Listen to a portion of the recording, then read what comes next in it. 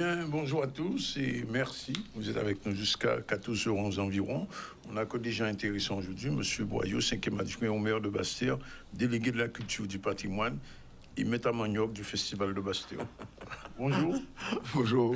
Bonjour, Annick Kamgam, dessinatrice, autrice, qui est venue à Caribule, qui connaît la Guadeloupe, qui connaît bien la Guadeloupe. Et pourquoi, elle va en parler tout à l'heure. Yam Narcisse, c'est une chanteuse. Elle vient de sortir un clip très intéressant en Canada. On va regarder ça dans un instant. Et puis Claudie Lombion, notre chroniqueuse du mardi, avec elle on parlera des financements publics et particulièrement des fonds européens. Comment faire pour obtenir ces fonds européens qui deviennent de plus en plus rarissimes ces jours-ci. L'actualité, c'est Iman News qui est là. Bonjour Iman. Bonjour Annick. Tout va bien? Ça va. Ça va? Très bien. Bon, d'accord. Merci, ça va aussi? Oui, les titres, on va lancer les titres. On en parle justement avec une mobilisation des chauffeurs poids lourds de la société USB Dips, donc sur Jarry, qui dénonce les conditions de travail, exprime plusieurs revendications, notamment par rapport à l'organisation, aux conditions salariales et au dialogue qui ne se fait pas bien, selon leur dire, au sein de l'entreprise. On parlera de la réélection du président de la CIMEC, donc monsieur Daniel Dulac, qui a été réélu hier avec une grande majorité. On parlera aussi mobilisation des marins pêcheurs qui s'inquiètent, notamment concernant l'arrêté qui freine certaines pêches. On parlera du lancement de la quinzaine des arts et des sciences en famille avec plusieurs expérimentations pour sensibiliser les familles à la culture scientifique. Et il sera question de la mobilisation des parents d'élèves de l'école mixte de Grand Camp, donc qui expriment leur inquiétude par rapport à plusieurs problématiques. Voilà pour l'actualité. La mobilisation des chauffeurs, donc poids lourds, qui expriment vraiment des conditions de travail qui sont difficiles. De nombreux professionnels du transport routier considèrent justement que les conditions ne sont pas réunies pour un dialogue social serein au sein de leur entreprise. Un reportage de Charlie Dagonia. Alors, la problématique en nous, c'est qu'il y avait patron en nous qui est Isabelle Dib. Nous commençons en négociation, en discussion, et puis depuis 2024, sur le respect de la convention collective. À l'heure d'aujourd'hui, nous décidons que nous sommes debout parce que depuis 2024, il a fait nous tourner en bourrique et il n'a pas appliquer la convention là, il a nous par chiquette, il a nous saiver.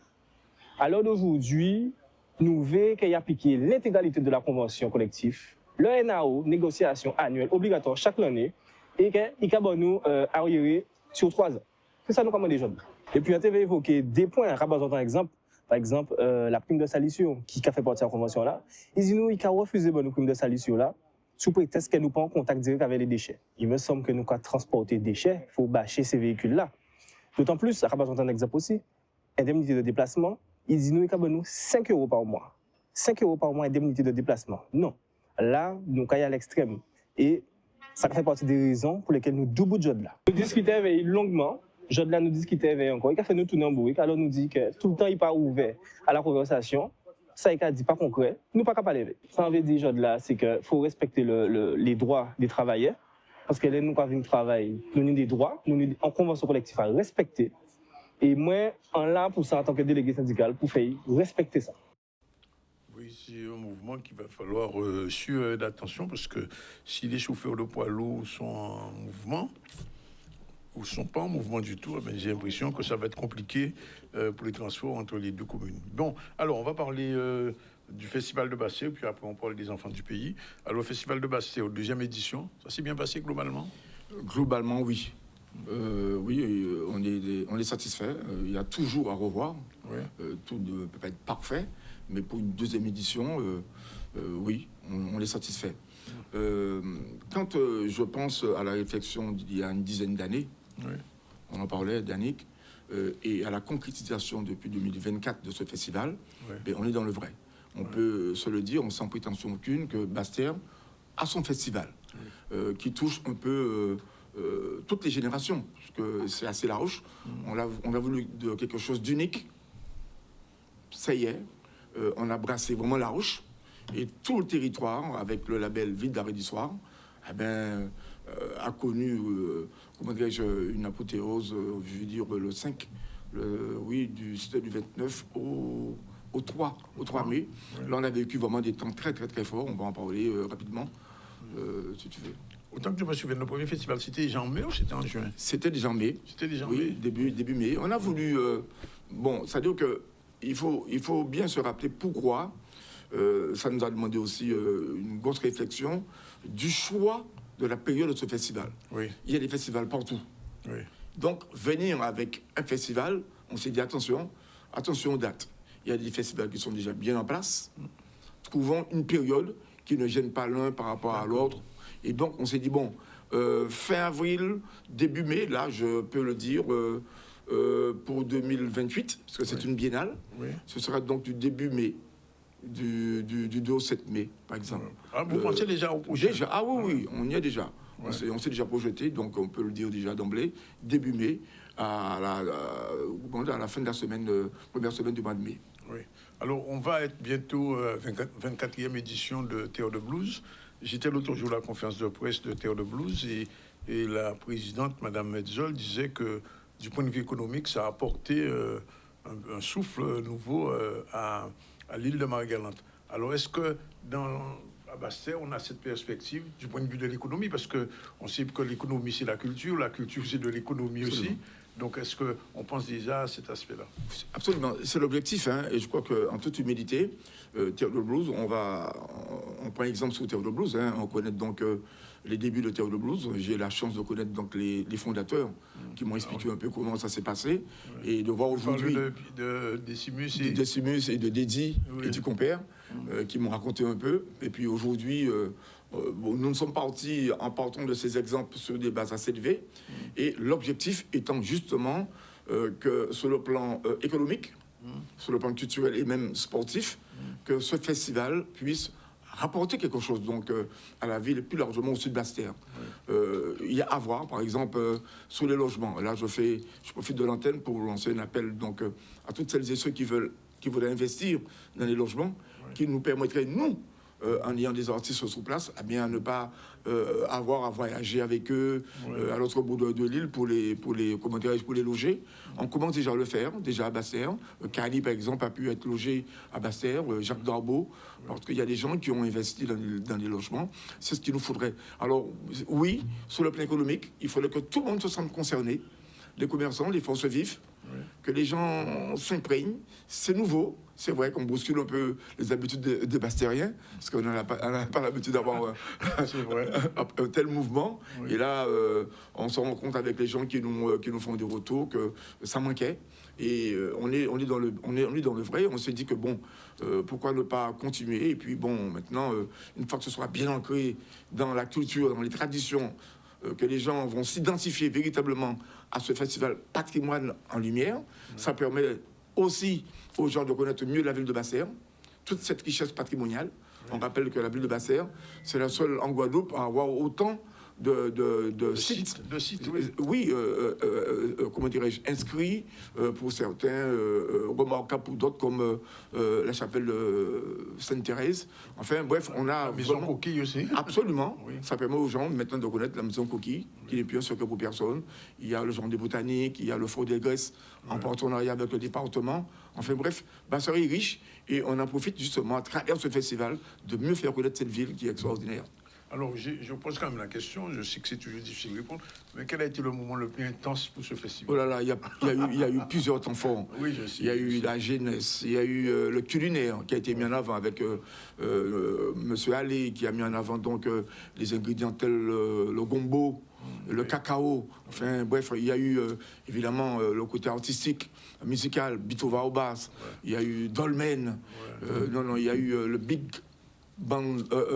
cas de Monsieur Frisnafer. Il y a eu Tempo, Jazz au Fort des Graisses. Enfin bref, on a eu pour tous les goûts. Et je crois que ça bouillonnait de partout. Et les gens en redemandent, mais heureusement que c'est tous les 2 ans, parce que là, je veux vous dire que les organismes... C'est compliqué de faire un festival tous les chaque année. C'est lourd. Et puis ça demande un budget conséquent. Ouais. Et là, je remercie tous les, en dehors des partenaires institutionnels, tous ceux qui ont joué le jeu, les partenaires privés. Ouais. Sans eux, on n'aurait pas pu mettre en place un tel festival. Et donc, je crois que ça prend de l'ampleur. Les gens maintenant s'intéressent, ils veulent associer leur enseigne à ce festival, qui devient un temps fort culturel en Guadeloupe et singulièrement sur le sud Bastère. Alors, je pose encore une autre question embêtante, mais je reconnais pas de problème.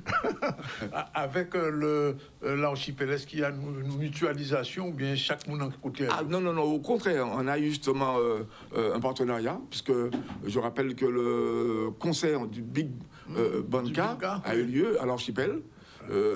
Avec une étroite collaboration avec nos amis de l'archipel. Je salue d'ailleurs le président Floro et le directeur M. Gérard Marou. Oui. C'est avec eux qu'on travaille. On est obligé de travailler ensemble. Oui. Vous avez l'archipel qui est sur le territoire de la ville de Bastère. Oui. On ne peut pas ne pas donc se mettre en tenir compte oui. et travailler. Et je peux même aller plus loin. Même le cinéma d'Arbo, qui fait partie aussi du patrimoine de la ville, pour lequel le maire s'est battu pour avoir ce cinéma, parce qu'à un moment donné, il y avait comment dire, une discussion entre Gobert ou bien... tout à fait. Tout à fait. Et le maire a pu donc, avec des arguments forts, pointer du doigt l'importance qu'il y avait d'avoir ce cinéma à Bastère. Et donc, tous ces gens-là, nous travaillons avec tout le monde, sur tout le territoire de Bastère, et on peut aller encore au-delà. Alors justement, tu disais tout à l'heure, ça peut être le festival du Sud Bastère. Absolument. Alors il y a des communes à côté quand même. Absolument. Baïf, Vieux Habitants, etc. Il y a une mutualisation. Je prends le cas donc, de la police municipale. Il y a une mutualisation pour pouvoir canaliser donc tout ce public qui vient pour ce festival. Donc, la police municipale, en lien avec les polices municipales des communes avoisinantes, s'est mise d'accord avec ses collègues pour pouvoir justement canaliser, pour pouvoir donc mettre en place et sécuriser tout ce monde. Je crois que les communes du Sud Bastère gagneraient justement à que nous soyons ensemble. Et ça va être un combat que je vais mener par rapport à la délégation que m'a confiée le maire, pour pouvoir faire avec ces communes, donc une table, on va dire une table ronde, pour pouvoir mettre en place tous les acteurs culturels. Mais il y a la CSPT pour ça aussi. Oui, la CSPT est là, mais sans piétiner sur la plate-bande des uns et des autres, nous allons pouvoir justement... maintenant, tu parles de la CSPT, mais c'est bien. Oui. C'est bien parce qu'aujourd'hui, à la gouvernance donc, du Grand Sud Caraïbes, vous avez des maires des villes. Je crois que le maire de Bastère est premier vice-président. Absolument, donc il est bien placé. Il est bien placé, il est bien placé, donc il aura donc la pression de ses élus, notamment. Mais je crois que c'est tout le Sud Bastère qui gagnerait à ce que nous travaillions ensemble pour montrer un peu le potentiel du Sud Bastère, parce que chacune de ces communes a un potentiel énorme, et Bastère, comment dirais-je, à valoir quand même son potentiel architectural. Juste une projection, est-ce que au-delà de ce festival, pour la Route du Rhum, il y a des choses déjà dans l'air? Mais nous sommes en plein déjà dans l'organisation de la Route du Rhum. Je rappelle, je l'ai dit, si vous n'êtes pas à Bastère pour la traverser, parce qu'il faut blaguer un peu, si vous n'êtes pas à Bastère pour voir le contournement de cette bouée, vous n'avez pas vu la Route du Rhum. C'est comme les tours cyclistes. C'est à la montagne qu'on voit la beauté de ce tour cycliste. Non, et en plus, mais je disais ça l'autre jour, un ami, la Route du Rhum a eu à Pointe-à-Pitre, mais pas ni pour l'usine à Rhum. Non, c'est Bastère. Bastère. Il y a la bouée d'ailleurs qui est sponsorisée par la fameuse distillerie, n'est-ce pas, et qui fait l'objet donc de contournement de tous les marins pour gagner justement le Memorial Act. Donc il y a un monde fou tout au long donc, du littoral, pour assister donc à cette belle envolée donc de ces marins qui montent. C'est de la montagne. Et donc il faut être là. Donc nous sommes, d'autant que cette année, la Route du Rhum se combine avec le boulevard des artisans. Donc il va y avoir un village énorme à Bastère dès le mois de novembre. Ne pas venir à Bastère, c'est presque un crime. Ce serait une faute grave. Un crime, une faute grave. Il faut être à Bastère. Bastère, ça va être la capitale donc c'est déjà la capitale. C'est déjà la capitale. Mais elle est en train de devenir la capitale de la culture. Absolument, la culture, tout à fait. Nous d'accord. N'est-ce pas, n'est-ce pas? Bien sûr, tu confirmes? Tout à fait. Oui. Où est-ce que tu fais la danse en plus en général? À Bastère. On aura bientôt un spectacle avec le chorégraphe de Bastère, en fait. Elle s'est déjà produit à l'auditorium. Oui. C'est une belle belle salle. Oui, on a Et elle va encore se produire. Mais Mais nous sommes condamnés à travailler ensemble. Oui. C'est une bonne condamnation. Hein. Moi, j'ai vécu à Basse-Terre aussi en étant Elle a petit. vécu à Bastille. Ah, ben voilà, Ouais. c'est pour ça. Elle est aussi jolie. C'est potentiel. Ah, ben voilà. Tout s'explique en fait. C'est Basse-Terre. Il n'y a pas de secret, en tout cas. Bonjour Annick, bienvenue en Guadeloupe après quelque temps. Bonjour, Alors, merci. Annick, t'appelles Kamgang, mais il faut bien préciser quelque chose. Tu as quelque chose de guadeloupéen, non? Oui, ma mère est guadeloupéenne. Ta mère est Et guadeloupéenne. j'ai passé une partie de mon adolescence en Guadeloupe. Oui. Alors, c'était pas en Basse-Terre, C'était pas Bastille. Grande-Terre. Dommage. mais je fais des événements à Basse-Terre pendant mon séjour. Oui. Aujourd'hui. Donc ça veut dire que tu comprends encore le créole.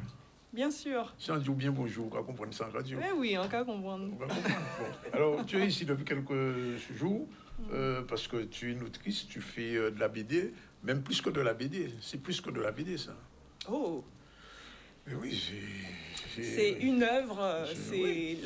La BD, c'est un peu de la littérature aussi. Oui, c'est une hein. forme de littérature. Non, mais je dis ça parce que je me souviens quand tu es venu il y a 3 ans, je crois déjà, ça fait il y a 3 ans. Oui, 3 ans exactement. au oui. Caribule, tu avais un bouquin qui m'a marqué, qui s'appelle Lucha. C'était sur ce qui se passait au Congo, enfin, etc. Parce qu'il faut dire que tu as une racine guadeloupéenne, mais tu as une autre racine Camerounaise, camerounaise, c'est ça. Et Ouais. panafricaine. panafricaine. Alors, comment ça se passe pour une artiste, autrice guadeloupéenne, afro-guadeloupéenne, on va dire, afro-guadeloupéenne, qui produit des œuvres en France? Parce que je sais que c'est pas toujours évident en France. Eh bien, ce qui se passe, c'est que on est quand même. Je bénéficie d'un contexte un peu particulier où la bande dessinée dans l'Hexagone se féminise. Oui. Donc, on est de plus en plus De plus nombreuses de femmes autrices. aussi, ouais. Et aussi, on est dans une période où il y a un discours antiraciste, Oui. malgré le contexte d'extrême droite. Oui. Mais les milieux Qui de monte en gauche force, qui monte en et force, certains hein. milieux Ouais. sont quand même antiracistes. Et donc, il y a une volonté aussi de donner la place Oui. aux autrices féminines Oui. et noires. Alors, ces enfants du pays, de quel pays sont ces enfants? Du Cameroun. Du Cameroun, Et le Cameroun a en partage quelque chose avec la Guadeloupe, l'histoire coloniale. bien sûr. En Guadeloupe, l'esclavage colonial. Au Cameroun, la colonisation. Et les massacres du Cameroun aussi. Et oui, et Oui, il ne faut donc pas oublier ça. Les Français ont massacré des milliers de Camerounais hein, avant le début du XXe siècle. Ça a été très dur au Cameroun. Hein. c'est ça. Alors moi, je me concentre sur une période un peu particulière, qui est la période où le Cameroun a été décolonisé. Oui, Alors, en tête des conflits autour de la décolonisation, en tout cas dans l'Hexagone, on a la guerre d'Algérie en tête. Oui, c'est Mais il y a vrai. eu aussi au Cameroun une guerre oui, où ils ont utilisé les mêmes méthodes qu'en Algérie. Et donc, c'est mon livre parle de ça à travers une fiction oui. où c'est l'histoire d'une jeune femme largement inspirée de moi qui Oui. a été abandonnée par son père il y a 25 ans. Oui. Elle vit à Paris. Et donc, son père qui l'a abandonnée, elle apprend qu'il est gravement malade. Elle va à son chevet. Elle s'appelle Myriam, c'est ça? Elle s'appelle Myriam. Oui. Elle aurait pu s'appeler Annick, quoi. Elle s'appelle Myriam parce que ça me donne plus de liberté pour Oui, dire ce que bien sûr. j'ai à dire. Et cette distance est nécessaire aussi. Alors, la question est compliquée, mais je te la pose. Est-ce que ce livre va être vendu au Cameroun? Alors, ce livre va être vendu au Cameroun. Alors, Oui. ce n'est pas encore le cas, Oui, mais c'est pas parce que ce livre met bon à jour une guerre oubliée Mm. et fustige aussi les autorités camerounaises. Non, c'est juste un problème de logistique aujourd'hui. oui. Il n'y a pas tant de librairies que ça au Cameroun. Et Jusqu'à ça- maintenant? Il n'y en a pas tant que ça. C'est vrai. Il y a des librairies à Yaoundé, il y a des Ouais. librairies à Douala, Ouais. et elles se comptent quand même sur les doigts d'une main.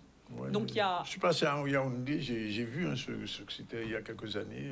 J'étais un petit peu déçu, parce que je vois de grands hôtels, etc., de belles routes, et puis au niveau de la culture, c'est un petit peu resserré toujours. Alors, il y a une librairie qui résiste, qui Ouais. s'appelle la librairie des peuples noirs, qui a été Ouais. créée à Yaoundé par un auteur qui est décédé maintenant, qui s'appelait Mongo Betty, qui Ah, dénonçait Mongo Betty. beaucoup la France-Afrique, Oui, oui, bien sûr. etc. Donc, il a toujours sa librairie. Mhm. Donc, ce que j'espère, c'est que le livre sera dans sa librairie dans quelques mois. Et quand tu fais un ouvrage comme ça, je pensais à Lucha, celui-là, combien d'années de travail? Ah, ben voilà, ouais. Lucha. Ah. Alors voilà Lucha. Bon, dommage, Ah, j'ai on n'a adoré pas ce bouquin, d'image. j'ai adoré Ah, ce merci. Donc ce livre, Les enfants du pays, Je suis venue avec quelques exemplaires de Lucha, hein. Oui. Mais ce livre, Les enfants du pays, alors quand je me suis mise à dessiner, ça m'a pris à peu près 1 an, mais c'est sans compter le travail de recherche que j'ai fait Ah ben, des bien années sûr. avant. Ouais. C'est à peu près 3 ans de recherche, Oui. 3 voyages d'immersion au Cameroun Oui. pour rencontrer les témoins de la guerre de décolonisation. Et c'est aussi beaucoup de documentation, beaucoup de livres lus. Donc voilà, donc c'est assez colossal. Et comme c'est un ouvrage qui est quand même basé sur, qui est en partie fictionnel. Oui, en partie. Hein. En partie, voilà, c'est ça, mais qui est très personnel aussi. Oui, Donc je tenais à prendre ce temps-là aussi d'accord. pour ce livre. Oui. Alors, quel est le circuit que tu fais en Guadeloupe, puisque tu es là depuis quelques jours?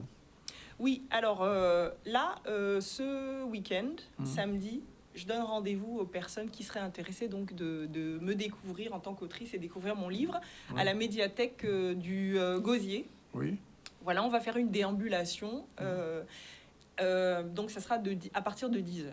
d'accord. Voilà, et le 29 mai, alors j'ai quelques dates quand même, notamment quelques-unes à Basse-Terre. Oui. Alors, il faut que je prenne mes notes Oui, pour vous dire. on a le droit. Hein. Voilà, les dates à Basse-Terre. Alors, en fait, j'ai eu une rencontre à la maison d'arrêt de Basse-Terre, atelier BD, Oui. le 28. Par contre, je n'ai pas une rencontre grand public à Basse-Terre. Attendez, je regarde. Ah oui, si, au Palais de Justice. Rendez-vous au Palais de Justice Oui. le 21 mai Oui. à 17h30. D'accord. Voilà, donc j'ai Ok. cette rencontre-là à Basse-Terre.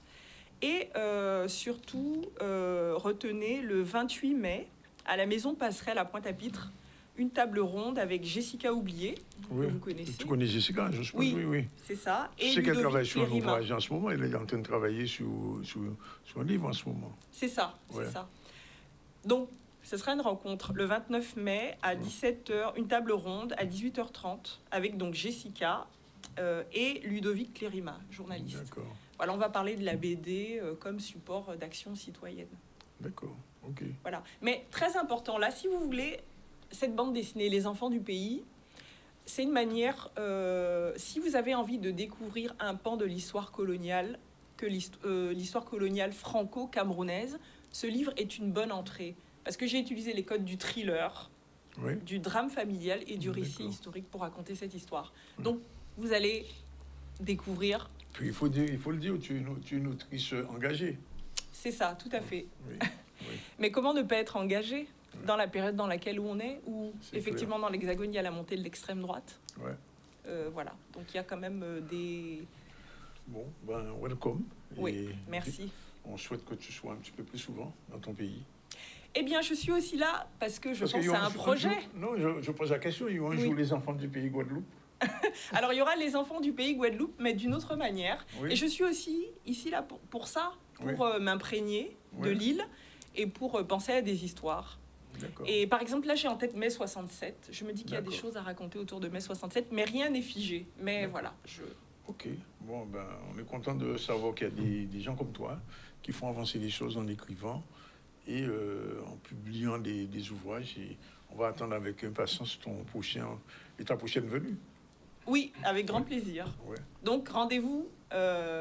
Alors, si vous voulez vous procurer Les enfants du pays, Oui. vous devez vous rapprocher de Malika Belloni, de l'association Les Pacotilleuses. D'accord. Et vous pouvez regarder sur nos réseaux sociaux, Annick fait. Camgan Hmm. et Les Pacotilleuses. Ok, c'est dit. Ben, bienvenue et à très bientôt. Rendez-vous est pris. Monsieur, tu as de la chance, tu as le responsable culturel de Basse-Terre. Oui, Donc, On va s'échanger, vous pouvez vous connecter. c'est ça. Et puis, Les coordonnées. oui, Avec grand plaisir. ça servira toujours. Cette émission-là est faite pour ça, justement, pour les liens d'âge. Voilà, il est 12h54, on prend la première pause. On se retrouve tout à l'heure pour nos prochains invités et pour la suite du journal avec Ima News. Tout doucement.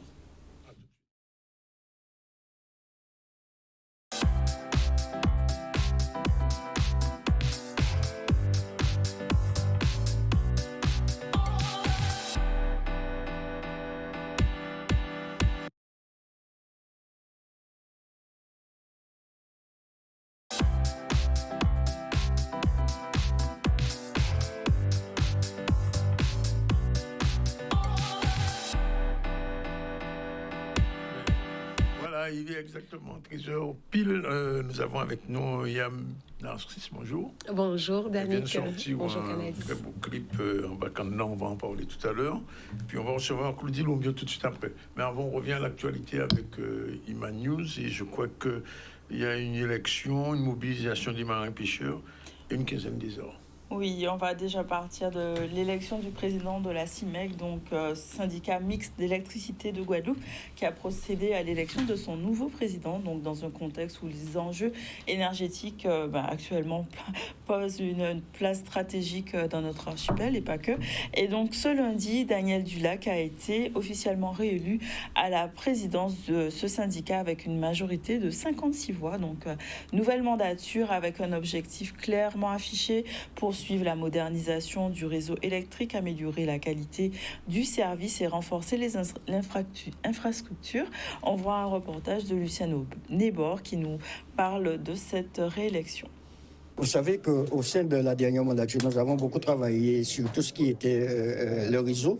Donc maintenant, il s'agit pour nous de travailler sur des dossiers complémentaires, à savoir notre relation avec notre concessionnaire EDF. Il est très important pour nous d'avoir une relation assignée avec notre concessionnaire EDF, de travailler aussi sur la revalorisation de notre patrimoine au sein donc, du réseau guadeloupéen.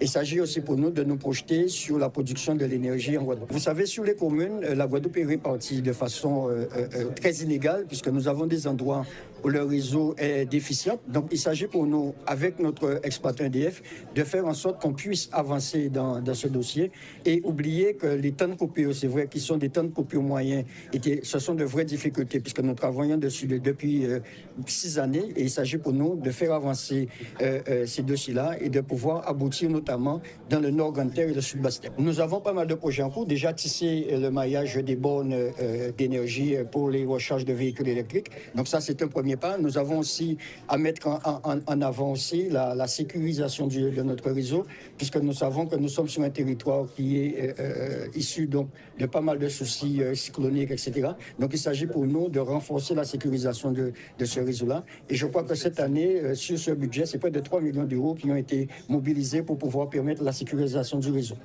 Et en ce qui concerne les bornes de recharge de véhicules électriques, vous savez que nous avons sur 2035 à 2050 à installer sur l'intégralité du territoire guadeloupéen plus de 500 bornes. Donc nous avons démarré par l'installation de 180 bornes qui sont actuellement en service sur l'intégralité de la Guadeloupe. Il s'agira de poursuivre ce travail-là. Voilà, il est exactement 13h43. Je vous l'ai dit, on reçoit une artiste bien connue. Yamine, bonjour. Asmine, artiste. Et on la reçoit parce qu'il y a une nouveauté. C'est ça. En tout cas, merci Danick, merci Canal 10 de me recevoir, en fait de nous recevoir, parce que je ne suis pas à mon titre. Je ne suis pas toute seule, voilà. Il y a tout on est habité. Oui. Voilà, donc on vient parce que le mois de mai, ce mois-ci, c'est un mois assez chargé, on va dire, émotionnellement déjà, culturellement parlant.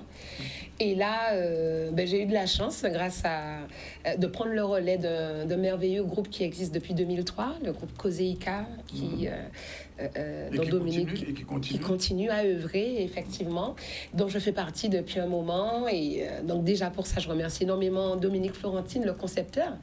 J'espère qu'il nous regarde de là-bas. Oui, il a Cyril Papé-Tête. Voilà, donc il a monté ce beau concept.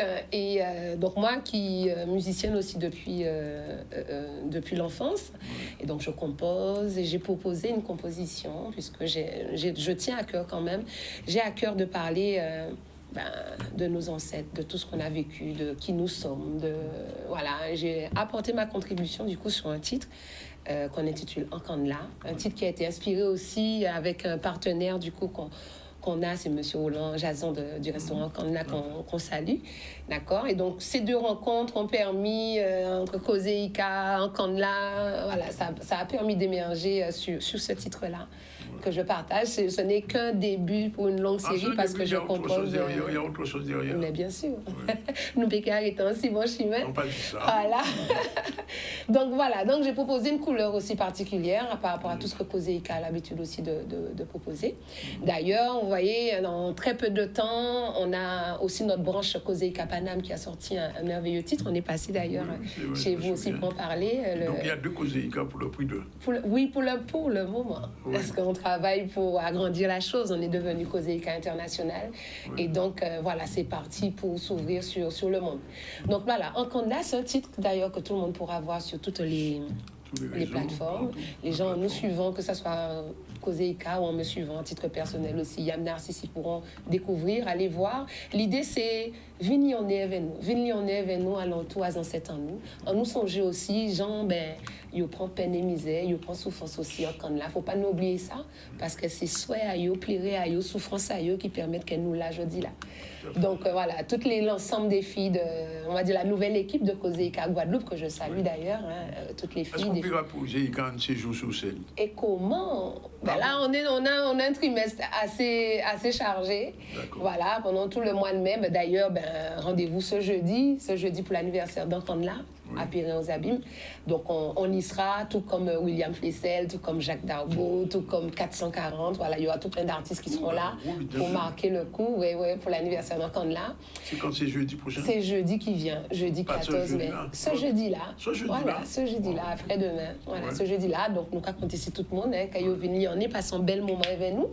Voilà, le 27 mai, on sera aussi à l'œuvre. Ce sera un vrai marathon pour nous, puisqu'on a Karma Balade. On sera avec Karma Balade depuis la matinée à Petit Canal. On sera avec la Ville de Bouillante. On retourne sur Petit Canal le soir pour clôturer. Ouais. Voilà, on continue nos aventures avec Carole Vénitolo aussi. Donc au mois de juin, on va nous retrouver au Cinestar avec Carole Vénitolo.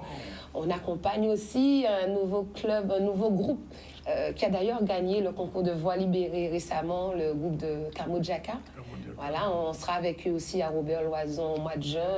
Voilà, et on va se retrouver probablement pour le festival du Bouka aussi. Ah, pour le festival du Bouka en juillet? Voilà. Wow. Donc, restez qu'on est. Oui, le trimestre là, il est assez chargé, mais on a bien bossé. On sait faire des coupures, se mettre au pas, on dira se mettre au cas. Voilà, et pour pouvoir ensuite donner. Mais alors, si on fait Kozeïka France, Paname et Kozeïka Guadeloupe, ça fait beaucoup de personnes quand même. Oui, mais en fait, l'astuce, l'idée de Dominique Florentine pour arriver à Kozeïka International, c'est-à-dire souvent, on a des prestations, des demandes à l'étranger, et faute de disponibilité de telle ou telle personne, bien souvent, on ne pouvait pas répondre. Là, du coup, on a un vivier qui est beaucoup plus large et du coup, on peut piocher entre Paname et Guadeloupe puisqu'on a un répertoire commun quand même, le répertoire de base de Kozeïka que Dominique a bien confectionné, etc. depuis l'origine. Et du coup, on travaille sur ça et donc on sait qu'on peut se retrouver à n'importe quel moment, même pour la prestation, le festival du Bouka qui vient. Ouais. Si toutes les filles de Guadeloupe ne sont pas disponibles, certaines de Paname qui viennent en vacances sont les bienvenues et participent avec nous. Donc, on va regarder un petit extrait de Ankanda, parce que j'ai regardé, c'est très beau, et puis la mise en scène est bien faite. Hein. Et puis la chorégraphie aussi, j'ai vu. C'est parti, extrait de Ankanda.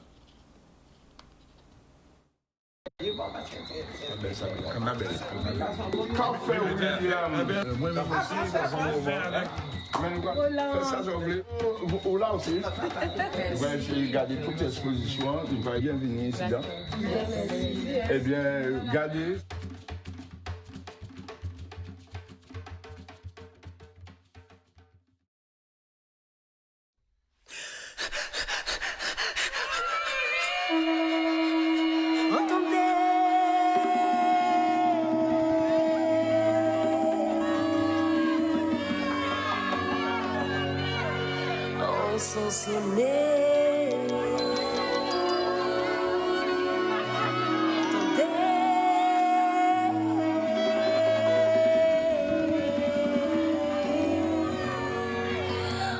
Entendez, on s'en sonnait.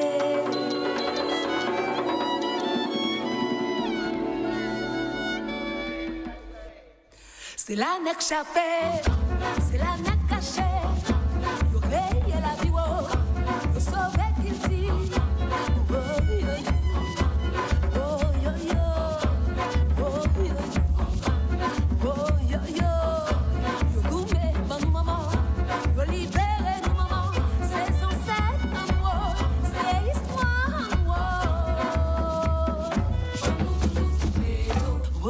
yo yo, oh yo yo, oh yo yo, oh yo yo.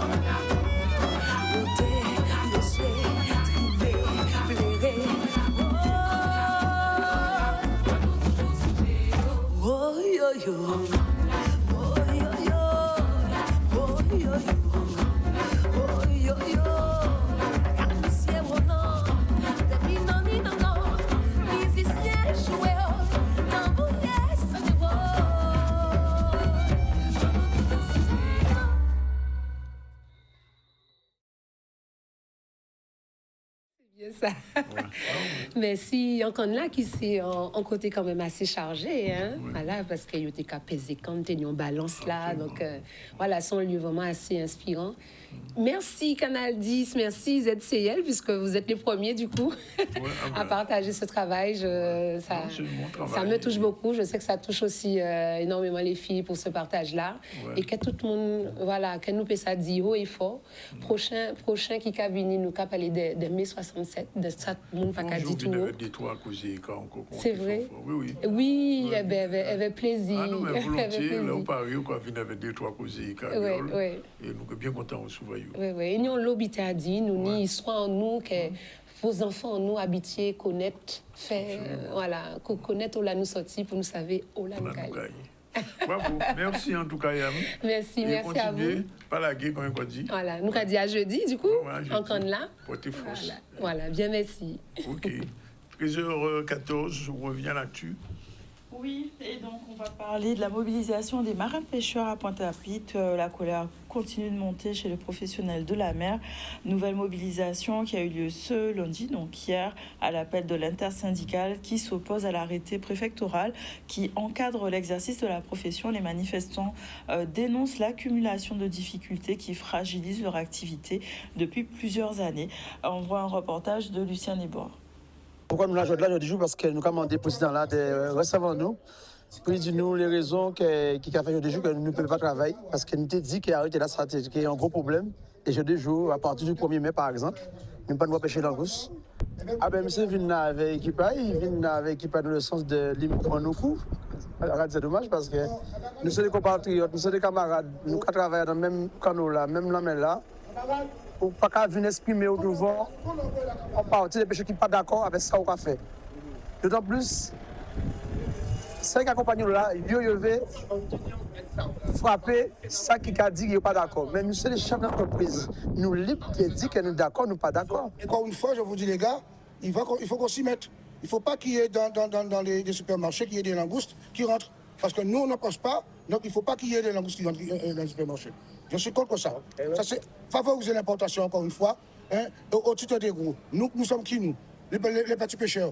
Nous voyons bien, à travers l'arrêté de pêche, comment la flotte, depuis des années, avec différents problèmes, la flotte a diminué et ça cesse de diminuer. Avec l'arrêté de pêche qui vient, ça va encore diminuer. Et au profit de qui? De quoi? Mais aujourd'hui, du poisson gelé rentre sans arrêt, du lambi, langouste, et nous, on nous met un couteau sous la gorge en nous disant c'est d'arrêter. Il n'y a pas eu de concertation, malheureusement, et même quand il y a un peu de concertation, c'est la dictature. Le problème aujourd'hui, il est là, pendant l'appui, et nous pas dit population Guadeloupe, vous y aller à présent. Défendre pêcher azote dans chaque commune. Et nous arrêter cinéma là ça. Là, nous avons un circuit pour langouste Guadeloupe pêcher et mettre dans le vivier pour la population Guadeloupe manger. Or que les pêcheurs là, qui a déclaré, qui a payé des charges, il a interdit de pêcher pendant des mois. Cherchez la faute. Cherchez l'erreur. Alors aujourd'hui, je dis nous, stock là fini. Stock là ça fini depuis vendredi. Et apparemment, demain, nous arrivons. Alors demain, nous qui sommes là, et nous commandons distributeur là ça, justifiez nous traçabilité à langouste là ça. Et on l'a sorti qui m'a pêché. Parce que pas moi, pas monsieur, nous pas nous pêcher. Arrêtez de pêche cadio ou pas nous avec émail. Donc, en Capenas, 5 Capenas, en une langouste, en pas de droit, 20 langoustes. Alors, on l'a langouste à sortir. C'est vrai que c'est un vrai problème. Il faut faire importer tout le butin. Et empêcher mon qui a produit vivre en pays là, ça c'est pas normal, c'est pas normal et on comprend donc très bien la mobilisation des marins pêcheurs parce que en fait le problème c'est qu'on privilégie l'importation de langoustes, de lambis, de oiseaux qui sortent du Vietnam, de partout. Le problème c'est dans quelles conditions qu'il y a au point et les pêcheurs ici, il y a une restriction sur la pêche du lambi, on le sait. À partir du mois d'avril, on ne peut plus pêcher de lambi, on ne peut plus pêcher de langouste non plus. Et donc ça devient un problème. Et même le poisson, maintenant, il commence à être importé. Et ça n'arrange pas la vie des pêcheurs parce que, comme il disait, M. Attil le disait tout à l'heure, le pêcheur, il doit payer des taxes pour sa pêche, il doit payer pour son licence qui a augmenté. Et même pour les gens qui travaillent avec lui, donc ça devient compliqué, effectivement. Et on a vu que en France, en ce moment, pas en France, je crois que c'est en Espagne, il y a des pêcheurs qui ont arrêté carrément parce qu'ils n'ont plus d'argent pour acheter l'essence. Et l'essence a augmenté, et je ne suis pas sûr que les dispositifs qui sont pris en ce moment en France permettront ou seront appliqués aux Guadeloupéens. En tout cas, on attend voir. Voilà, 13h18, dernier sujet avant la dernière pause.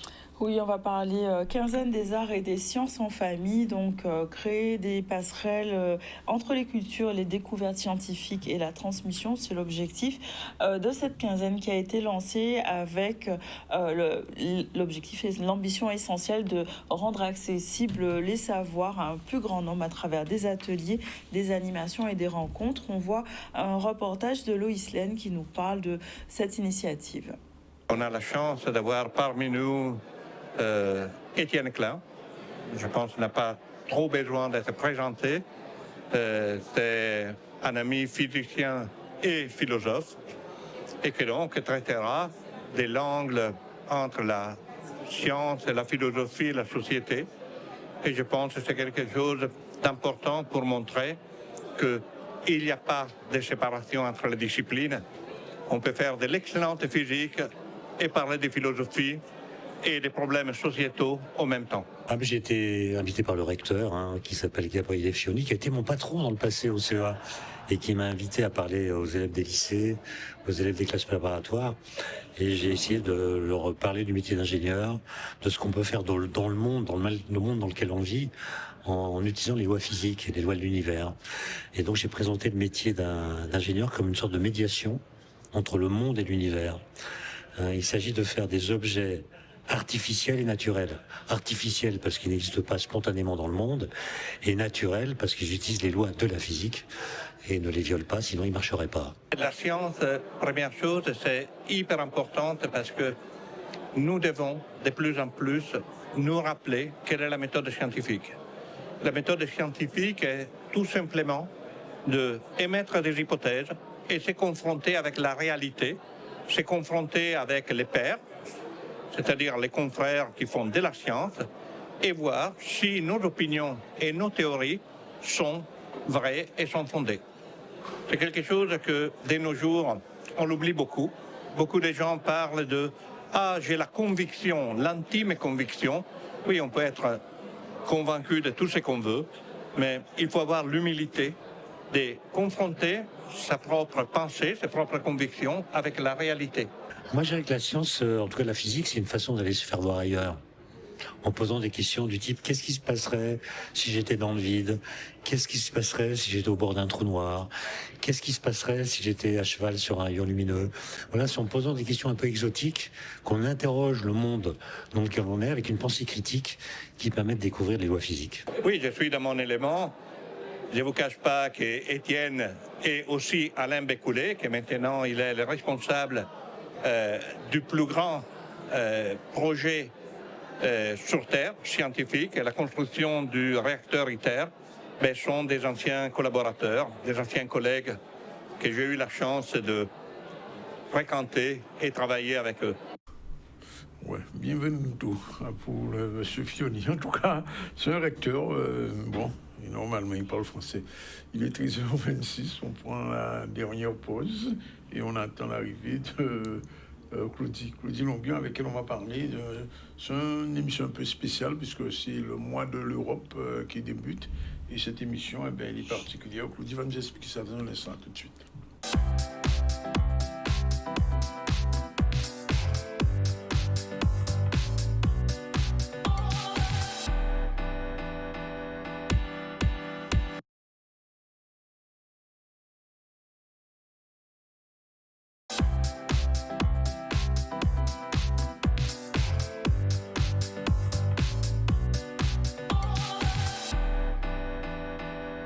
Déjà exactement 13h28. Dans un instant, on va recevoir Claudie qui est là. Bonjour. Bonjour à tous. Welcome. Avant, on fait un petit rappel des titres avec Iman News. On a parlé de la mobilisation des chauffeurs poids lourds de la société USB Dips sur Jarry. On a aussi évoqué la réélection du président de la CIMEC, donc Monsieur Dulac. Mobilisation des marins-pêcheurs devant le comité de pêche de Pointe-à-Pitre avec les nouvelles restrictions dont ils sont victimes. On a aussi évoqué le lancement de la quinzaine des arts, des sciences en famille. On parlera tout à l'heure de la mobilisation des parents d'élèves de l'école mixte 2 de Grand Camp. Et on amont tout ça, mais on va parler de financement public comme sur le mardi. Et là, c'est une émission un peu spéciale et générique. On revient vers Claudie tout de suite.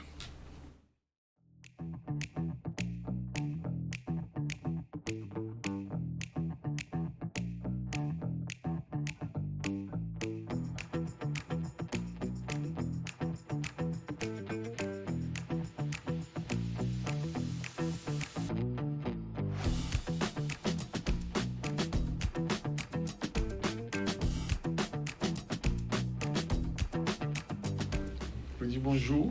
Bonjour Nanik. Et merci d'être là. Merci de me recevoir. Je le dis toujours, et aujourd'hui on va encore apprendre des choses puisque nous sommes dans le mois de l'Europe. Tout à fait. Oui. Donc aujourd'hui, nous sommes dans une émission particulière, comme tu le disais tout à l'heure. Nous sommes en fait dans ce mois de l'Europe qui se déroule tout au long du mois de mai. On va voir tout à l'heure un petit peu plus en détail. Et donc les 2 prochaines chroniques du mois de mai seront célébrées, seront focus sur des thématiques spécifiques. Et aujourd'hui, émission spéciale pour mettre en lumière 3 projets qui ont obtenu des financements européens en Guadeloupe. C'est à toi qui vas nous expliquer ça. Alors oui, c'est une émission un peu spéciale et il y aura combien? 3 émissions spéciales? 2 émissions. 2 émissions spéciales. Les 2 émissions celle-là et la prochaine, du au mois de mai. Alors, on commence tout de suite.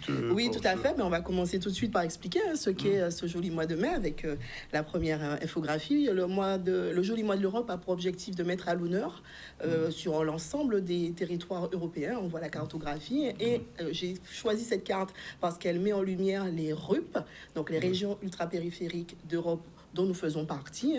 Donc, Guadeloupe, Martinique, Guyane, Saint-Martin, Réunion, Mayotte pour la France, les Canaries pour l'Espagne et des Açores et Madère pour le Portugal.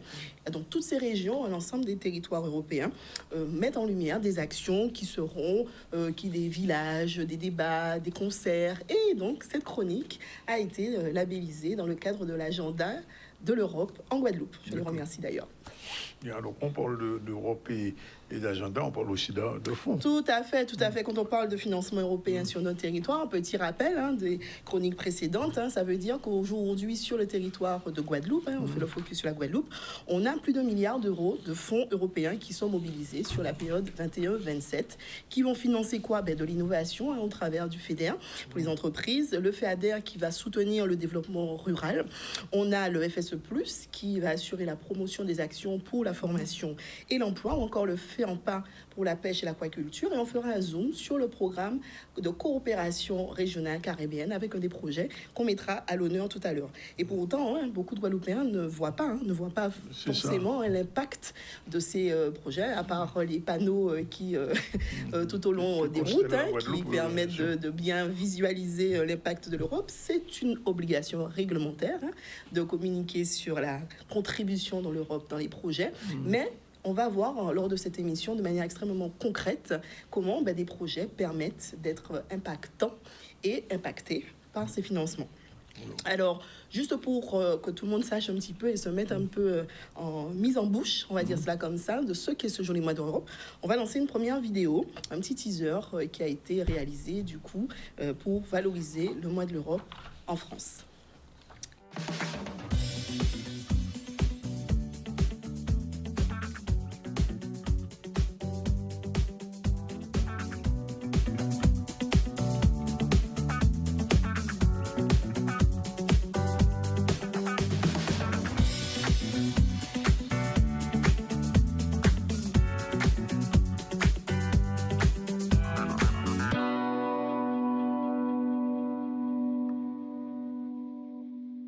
Donc, Claudie, tu as parlé de 3 projets. Tout à fait, tout à fait. Donc, aujourd'hui, on va découvrir 3 projets assez différents qui ont été accompagnés par 3 fonds et programmes différents. Le FEDER, donc on l'a vu tout à l'heure, le fonds qui va financer l'innovation et les entreprises. Le FEADER sur les projets en territoire agricole. Et on verra un focus aussi sur le FEDER Interreg, qui est, donc, je le disais tout à l'heure, le programme de coopération.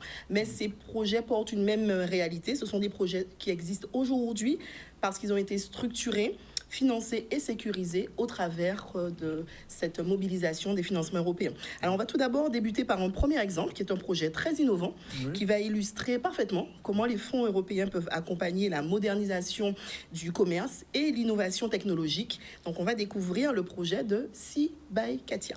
Si by Katia.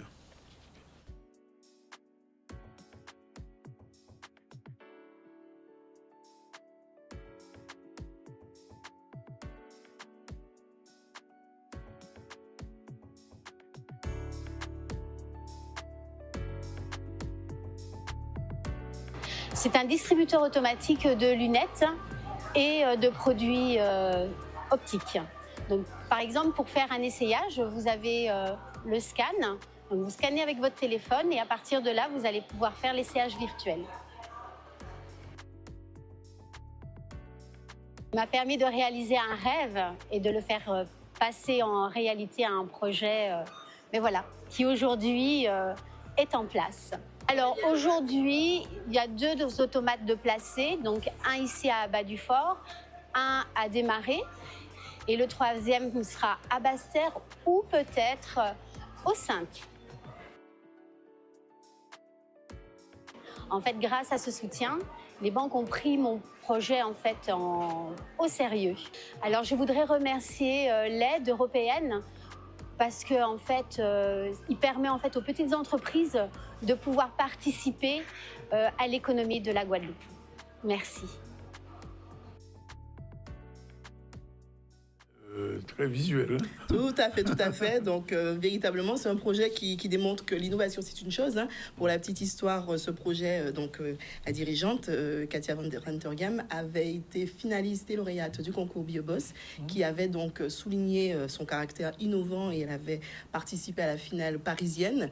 Et cette innovation assez disruptive, hein, puisque à l'échelle mondiale, c'est une innovation, a donc aussi intéressé et permis de mobiliser non seulement l'accord bancaire, comme elle le disait tout à l'heure, mais surtout l'accord du financement. Donc c'est la mesure numérique qui l'accompagne. Donc c'est un projet toujours en cours et comme vous l'avez vu, en cours de déploiement, peut-être même au niveau des îles du Sud. Donc vraiment, ça démontre que l'innovation seule ne suffit pas. Il faut véritablement qu'il y ait une ingénierie financière, une structuration financière qui permette de faire la preuve du concept. Hein, clairement, hein, l'automate, il est là, vous pouvez y aller au niveau de bas du fort.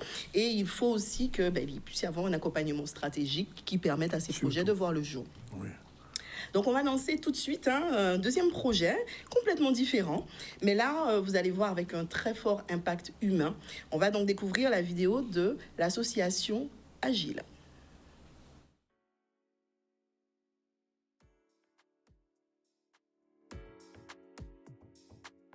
On est sur un projet de reconstruction d'un établissement d'accueil et d'accompagnement pour enfants et adolescents polyhandicapés. Effectivement, c'est le seul établissement en Guadeloupe qui s'appelle le CESAP Les Érelles, qui est géré par l'association Agile. Aujourd'hui, on est sur le site de Petit-Bourg où le chantier est en cours pour créer un bâtiment complètement adapté au handicap et notamment au handicap moteur pour les enfants et les adolescents polyhandicapés de toute la Guadeloupe. Maintenant, on va avoir un super bâtiment pour accueillir les enfants dans de très bonnes conditions. Et je crois surtout que ce sont les parents qui vont être très contents de ce bâtiment-là et le fonctionnement qu'on va mettre en place. Aujourd'hui, on est dans le gros œuvre, donc le bâtiment est en train de se monter petit à petit. L'idée, c'est que sur les 18 mois de travaux, on puisse avancer sereinement avec les différentes entreprises qui nous accompagnent aujourd'hui pour que fin 2027, début 2028, on puisse accueillir les jeunes sur ce site. C'est un projet de grande envergure avec différentes sources de financement, notamment les fonds européens du FEADER. Et c'est grâce à ces fonds-là qu'on peut arriver au bout de notre projet. Et nous comptons énormément sur ce soutien parce que c'est ce qui nous a permis de démarrer correctement. On est aussi ravis de se dire que sur notre territoire de la Guadeloupe, on peut aussi prétendre à des aides européennes. Ça veut dire que ces fonds européens, ça va financer toutes sortes de projets. Exactement, une vraie diversité. Hein. C'est vrai qu'on a du mal à... Enfin, on reste un peu dans la théorie de se dire, bon, les fonds européens, ça a l'air d'être loin, Bruxelles. Mais en fait, non, c'est très impactant. Et on le voit, des projets qui impactent nos vies. Là, on est sur un projet qui me touche beaucoup, puisqu'il s'agit en fait d'accompagner les enfants victimes de polyhandicap, de l'âge de 3 mois jusqu'à la majorité. Donc vraiment félicitations à toutes les équipes de l'Agile et du CESAP qui officient, qui accompagnent ces familles frappées donc par cette problématique et qui offrent en tout cas un soutien moral et bientôt du répit, puisque ce nouvel établissement va permettre d'accompagner et d'accueillir plus d'enfants et pour toute la semaine, puisque aujourd'hui l'établissement dans lequel il se trouve ne permet pas et oblige des rotations. Donc voilà encore pour un projet qui démontre que on ne finance pas uniquement une structure, c'est pas du bâti, là on finance une structure qui va dans le cadre de cette mesure du FEADER accompagner les services à la population en territoire rural. Et c'est ça aussi le financement européen, c'est soutenir des projets qui sont utiles pour la population et qui sont surtout ancrés dans les réalités de nos territoires. Donc, il y a un troisième projet. Tout à fait. Troisième et dernier exemple qui va permettre encore de matérialiser l'impact des financements sur notre territoire et singulièrement dans le cadre d'une coopération caribéenne. Donc là, on a un projet plus technique qui va permettre de mettre en lumière une problématique qui est bien connue sur nos territoires, à savoir la pollution atmosphérique liée aux brumes de sable. Et donc, c'est avec le laboratoire Carusfer qu'on va découvrir tout cela dans cette prochaine vidéo. Je suis le professeur Thomas Pocos, président fondateur du laboratoire Carusfer. Nous travaillons sur les problématiques de pollution atmosphérique et changement climatique dans les régions tropicales. Nous portons le projet européen CARIAN, Interreg pour Caribbean Atmospheric Network, qui est le développement d'un nouveau réseau de mesures de pollution atmosphérique, données météorologiques et propriété des sols dans le bassin caribéen. Donc, nous avons comme zone pilote la Guadeloupe, la République dominicaine et Trinidad et Tobago. Et grâce aux fonds européens, nous pouvons déployer nos stations pilotes au sein de ces 3 îles pour pouvoir développer une nouvelle ère d'intelligence atmosphérique pour les zones tropicales. Donc l'innovation et surtout l'innovation dans tout ce qui est la recherche et le développement durable étant une science à part faire dans nos latitudes, donc les fonds européens nous permettent de développer nos preuves de concept pour nos régions et de pouvoir après, par la suite, faire un effet levier vers d'autres financements tels que des fonds bancaires ou des investisseurs. Sans ces fonds, nous n'aurons pas pu constituer déjà notre première station pilote et les autres stations qui vont nous permettre de vraiment d'avoir de nouvelles mesures qui seront adaptées à nos normes tropicales et à nos normes insulaires. Je me rends compte avec ces 3 projets qu'on va dans une extrême diversité. Exactement. Et ça permet même à la Guadeloupe d'être présente, pas seulement ici, mais vu de l'extérieur aussi. Tout à fait, tout à fait. C'est fonds et c'est le but. Je parle souvent en fait dans les chroniques de l'importance que les projets puissent démontrer leur impact, et notamment leur impact territorial. Ces fonds sous-tendent des politiques publiques, certes européennes, mais qui se déclinent aussi en région. On l'a vu notamment sur des programmes ultra-territoriaux comme le LEADER ou le FEAMPA. Grâce au FEAMPA ou les GALPA, pardon. Donc, c'est important de visualiser, que les Guadeloupéens puissent voir c'est concret, là, c'est très concret. On a voulu, au travers de cette temporalité du joli mois de l'Europe, être très, très concret, montrer comment les fonds peuvent, derrière tous ces papiers, ces dossiers, ces instructions et ces délais extrêmement, et ce langage particulier et abscon qui est celui de l'Europe, de manière très très concrète, on voit l'impact dans nos vies. Et ça, c'est on va dire une diversité. C'est très différent, c'est 3 secteurs totalement différents. Tout à fait. Et ça montre aussi l'envergure et l'ampleur de l'impact que peut avoir ce milliard de fonds sur nos territoires. Et pour revenir à ce que tu dis souvent, il faut que le projet soit structuré, le financement aussi. Exactement. Et avoir l'impact sur un maximum de personnes. C'est ça. Ouais. Et dès le dossier, le montage du dossier, il faut qu'on puisse visualiser, c'est-à-dire que la façon dont ces projets aussi ont été structurés ont permis aux instructeurs en face de se projeter. Il faut véritablement, je parle aussi souvent de storytelling. Il faut pouvoir raconter comment ce projet peut se concrétiser et comment il va comment on peut visualiser sa phase finale. Et c'est important en tout cas, puisque ensuite il convient évidemment que ce qui aura été conventionné se réalise effectivement, et c'est le cas. Le projet, par exemple, de la Gile a été conventionné en février dernier. Et vous voyez, les murs sont déjà là.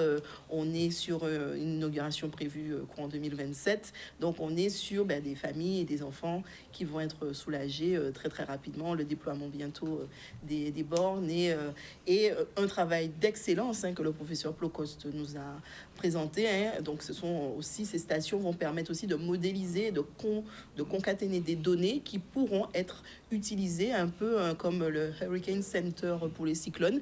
Et on aura certainement, peut-être que je parle un peu sous son contrôle, un laboratoire qui permettra de donner des données suffisamment fiables pour anticiper les mouvements des sables du Sahara à l'échelle mondiale. Je te pose la question, quand par exemple un porteur de projet vient te voir, pouvoir l'aider à structurer son projet, ça prend combien de temps à peu près?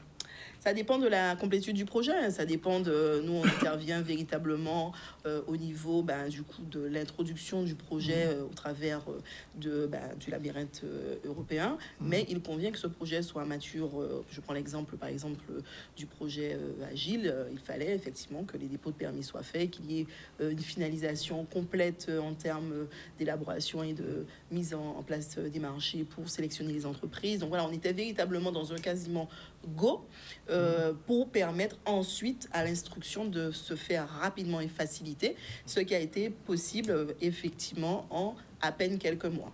Donc il faut que le porteur arrive avec un dossier assez finalisé pour permettre une instruction rapide, puisque l'objectif est que ces fonds soient engagés, mais surtout qu'ils puissent très rapidement, en voir en fait les résultats et que les financements puissent être débloqués dans la même temporalité. Donc il faut quand même, je le répète souvent, des projets qui soient matures. Il faut prendre le temps d'eux et ensuite l'instruction à notre niveau, à partir du moment où le dossier, les pièces sont complètes, en moins de mois, c'est formalisé.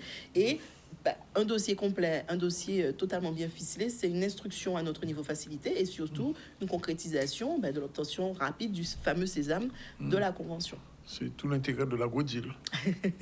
Si tu le dis, avec grand plaisir. Ah non, mais c'est vrai, non, mais je dis ça, et pour toi en toute humilité, mais c'est vrai que les gens entendent parler de fonds européens, etc., FEDER, etc., mais ils ne savent pas comment structurer ça. Et je me souviens des premières chroniques, comment tu as insisté lourdement sur le fait qu'il faut que ça soit structuré, qu'on vérifie les comptes, qu'il y ait une visualisation. Et je me rends compte que finalement, ça peut se concrétiser. Tout à fait, c'est possible. Et ça se concrétise. C'est possible. Alors, c'est vrai qu'il faut aussi des porteurs engagés, il faut que le projet soit effectivement viable. On est là aussi pour accompagner, à finaliser la viabilité du projet, mais il faut déjà que le porteur soit dans une dynamique de pérennisation de son action et qu'il soit aussi convaincu, puisque comme tout projet ou tout portage de projet entrepreneurial, ça prend du temps et on est en droit aussi, c'est une course de fond, je dis souvent que c'est une course de fond et qu'il faut y aller pas à pas. Et en effet, on est là aussi pour valoriser ces projets-là parce qu'on est conscient et confiant dans l'impact de ces financements sur nos territoires, puisqu'on les visualise et on les voit tous les jours. Oui, je suis très, très content pour moi. Je le dis souvent qu'il y ait cette chronique pour permettre aux Guadeloupéens comme moi, comme Iman, comme tout le monde, on découvre chaque jour des choses dont on ignorait, puisque la vision qui est parfois donnée des fonds européens n'est pas la vision que tu donnes, au contraire, parce que on te dit que l'Europe prend beaucoup ici, etc., mais en fait, il y a aussi un apport qui est important et qui aide l'entrepreneuriat guadeloupéen. Et il serait peut-être bien que les Guadeloupéens en profitent. Bien sûr, bien des aspects. Ces financements, là, j'ai donné trois exemples, mais ces financements accompagnent la transition énergétique, accompagnent l'économie circulaire, accompagnent les grandes infrastructures de nos territoires. Donc, en fait, ce sont des investissements qui peuvent bien maîtrisés, bien accompagnés, peuvent changer la face d'un territoire. Et c'est l'objectif de ces fonds-là. L'objectif, clairement, c'est que nous, en tout cas, Guadeloupéens et nous tous dans les Outre-mer, on s'empare véritablement de ces sujets et que nous faisons partie de la chaîne, bien sûr. L'accompagnement fait partie de cette chaîne que je veux de plus en plus vertueuse, puisque mieux un dossier sera ficelé, accompagné, c'est derrière des délais qui vont être beaucoup plus courts et facilités, et c'est surtout une exécution beaucoup plus rapide sur le terrain et sécurisée. Donc, je considère en effet faire partie de cette chaîne vertueuse, win-win-win, étant autorité de gestion, consultant, porteur de projet, parce qu'on travaille tous, et c'est ma conviction, tu le sais fort bien, on travaille pour le pays. Tout à fait. Bravo. Merci. De toute façon, on attend la suite. Tout à fait. Donc, la prochaine chronique, du coup, je donne rendez-vous. Donc, encore une chronique labellisée dans le cadre de ce joli mois de l'Europe. On remercie d'ailleurs l'équipe communication des fonds européens qui relaie activement cet agenda de nos chroniques et donc du ZCL. La prochaine aura lieu donc le 26 mai pour une chronique spécifique sur 2 erreurs qui sont assez méconnues. Invisibles, tu dis? Et elles sont invisibles puisqu'on n'y pense absolument pas quand on n'est pas averti. Alors, il paraît qu'un homme averti en veut 2, une femme en vaut 5 ou 10, j'y crois. 5 ou 10, voilà. Wow. Okay. Donc, on va travailler sur deux erreurs qui sont invisibles et qui font très, très, très mal. Donc, voilà.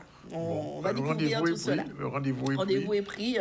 Même heure, même endroit. Le même personne aussi. Merci. Et même expertise, surtout. Merci beaucoup. Voilà, il est 13h50. Je rappelle que depuis le début du ZCL ce matin, on a reçu M. Alex Boyau, qui est 5e adjoint au maire à la ville de Basse-Terre, qui est délégué à la culture et vient de boucler la deuxième édition du Festival de Basse-Terre qui s'est, dit-il, très bien déroulé. On a été très content de le recevoir. Il revient de Basse-Terre il montait juste la pointe pour nous parler du festival. Et déjà, il envisage déjà, puisque c'est une biennale dans 2 ans, la prochaine édition avec une ouverture vers tout le sud. On a reçu aussi Annick Kamgam. Alors, Annick Kamgam, c'est une afro-guadeloupéenne, puisque sa mère est guadeloupéenne, son père camerounais. Elle vient d'écrire un ouvrage qui s'appelle Les enfants du pays. Et elle est ici depuis quelques jours. Elle signe ses ouvrages. Et je me souviens, elle était venue à Caribule il y a 3 ans présenter Lucha, un bouquin sur le Congo. Et cette fois-ci, elle a choisi de raconter un peu ce qui s'est passé, la guerre coloniale qui a eu au Cameroun, pardon, où les Français ont massacré des milliers et des milliers de Congolais. Mais ça, c'est l'habitude des Français. Alors, sinon... Mais oui, en 67, on est en mai 67, hein, on a massacré des centaines de Guadeloupéens. Bon, j'en dis pas plus, qu'on aura l'occasion d'y revenir. Yam Narcisse, c'est une chanteuse du groupe Kozeika. Kozeika qui revient en force. Elle a fait un clip, on a vu un extrait de ce clip qui s'appelle Ankandla. Et réellement, il était Ankandla, vraiment. Et jeudi, il y a une manifestation avec d'autres artistes. Edouard n'a pas pu nous rejoindre aujourd'hui parce qu'elle a eu un petit problème pour une de ses gamines. Mais enfin bon, elle sera là vendredi avec toi, en plus. Et puis, on vient de faire la première émission chronique spéciale qui tombe dans le mois de l'Europe. Et c'est Claudie, notre experte en fonds européens. Et je vous dis ça, si on y habite un fonds européen, ouais, Claudie, hein, parce que vraiment, elle est incontournable sur ça. Et elle est très bonne. Voilà. Et sur les titres, on a fait le rappel. Tu veux faire un rappel du rappel? Non, je pense que ça va. Oui, on sait déjà ce qu'il y a. Wow. Bon, on se donne rendez-vous demain à 12h30. On vous remercie d'être avec nous aussi souvent et régulièrement, en Guadeloupe, en Martinique, en France, un peu partout. On salue notre ami qui est là-bas, elle est en Côte d'Ivoire, il va rentrer. Ouais. Manique, elle est là-bas. Elle fait durable là-bas. Elle a une prix en plus. Ouais, ambassadrice, pardon, excusez-moi. Quand je dis que... Ambassadrice du Bénin. Excusez-moi, pardon. Et quand je dis que les chroniqueuses du ZCL sont des expertes, c'est vraiment... International. Je suis même modeste de dire ça, parce que vraiment, vous me faites plaisir, vous faites plaisir à la Guadeloupe, et c'est tant mieux, nous bon. Nous bon, c'est vrai, nous bon. Ça qui n'est pas content, tant pis ailleurs, mais nous bon. Et nous continuons à être bon. Voilà, rendez-vous demain à 12h30 et on salue Yann, parce qu'il est content que le PSG va peut-être être champion encore cette année. On attend le dernier match. Voilà, rendez-vous demain à 12h30. Ciao, bye bye.